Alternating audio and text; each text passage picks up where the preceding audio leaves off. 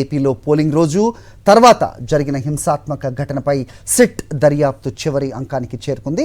పల్నాడు, అనంతపురం, చిత్తూరు జిల్లాల్లో క్షేత్రస్థాయిలో పర్యటించాయి సిట్ బృందాలు. పల్నాడు జిల్లాలో 2 బృందాలను పర్యవేక్షించారు అదనపు ఎస్పీ సౌమ్యలత. డీఎస్పీ ఆధ్వర్యంలో క్షేత్రస్థాయిలో 2 సిఐలతో ఈ సమాచారం సేకరించింది సిట్. మొత్తం 33 ఎఫ్ఐఆర్లను పరిశీలించింది సిట్ బృందం. హింసాత్మక ఘటనలో 300 మంది పాల్గొన్నట్టు ఎఫ్ఐఆర్లు నమోదయ్యాయి. ఇప్పటికే 100 మందికి పైగా నిందితులను అరెస్ట్ కూడా చేశారు. రైట్, దీనికి సంబంధించి అప్డేట్స్ మా కరెస్పాండెంట్ వినాయక్ ఇస్తారు. వినాయక్, చెప్పండి. సో సిట్ ఎంక్వైరీ వేగం పుంజుకున్నట్టుగా చూస్తున్నాం.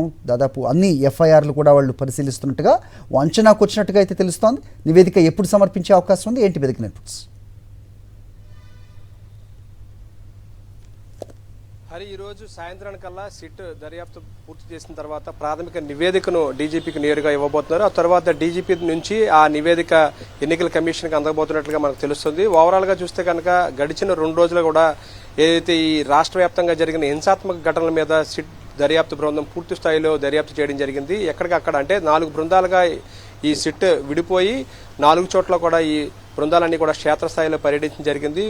మాచర్ల, గురజాల, అదేవిధంగా నరసరావుపేట, పల్నాడు జిల్లాకు సంబంధించి ఈ 3 నియోజకవర్గాల్లో కూడా ప్రధానంగా దృష్టి కేంద్రీకరించడం జరిగింది. ఈ 3 నియోజకవర్గాల్లో కూడా 2 బృందాలు పర్యటించాయి. ఒక్కొక్క బృందంలోనూ కూడా ఒక డీఎస్పీ దీన్ని లీడ్ చేయడం జరిగింది. అదేవిధంగా 2 ఇన్స్పెక్టర్లు ఒక్కొక్క బృందానికి కూడా సారథ్యం వహించారు. క్షేత్రస్థాయిలో పర్యటించి ఎక్కడ ఏ సంఘటనలు జరిగాయి, సంఘటనల కారణాలు ఏంటి, అదేవిధంగా క్షేత్రస్థాయిలో జరిగిన ఘటనల మీద ప్రజల నుంచి కూడా ఫీడ్బ్యాక్ తీసుకోవడం జరిగింది. సమాచారాన్ని అంతా కూడా సేకరించి ఎప్పటికప్పుడు హెడ్ క్వార్టర్స్లో ఉన్న ఒక అదనపు ఎస్పీకి వీరు పంపించడం జరిగింది. అదేవిధంగా తిరుపతి జిల్లాలో చంద్రగిరి నియోజకవర్గంలో ఒక బృందం పర్యటించింది. మరొక బృందం ప్రత్యేకంగా అనంతపురం జిల్లాలోని తాడిపత్రిలో పర్యటించడం జరిగింది. మొత్తం ఈ 4 బృందాలు కూడా రాష్ట్ర వ్యాప్తంగా ఈ 3 జిల్లాల్లో జరిగిన ప్రధానమైన హింసాత్మక ఘటనల మీద ఫోకస్ చేయడం జరిగింది. ఇందులో భాగంగానే 33 ఎఫ్ఐఆర్లు వీరంతా కూడా పరిశీలించినట్టు తెలుస్తుంది. ఈ 33 ఎఫ్ఐఆర్లో కూడా దాదాపుగా 300 మందికి పైగా నిందితులను ఇప్పటికే పోలీసులు గుర్తించి అందులో ఒక 100 మందికి పైగా నిందితులను అరెస్ట్ చేయడం జరిగింది. ఈ నేపథ్యంలోనే మిగిలిన వారికి సంబంధించి ఎందుకు అరెస్ట్ చేయలేకపోయారు, అదేవిధంగా ఎవరెవరు ఆ నిందితులు ఉన్నారో, అదేవిధంగా సీసీ కెమెరాల ఫుటేజ్తో పాటు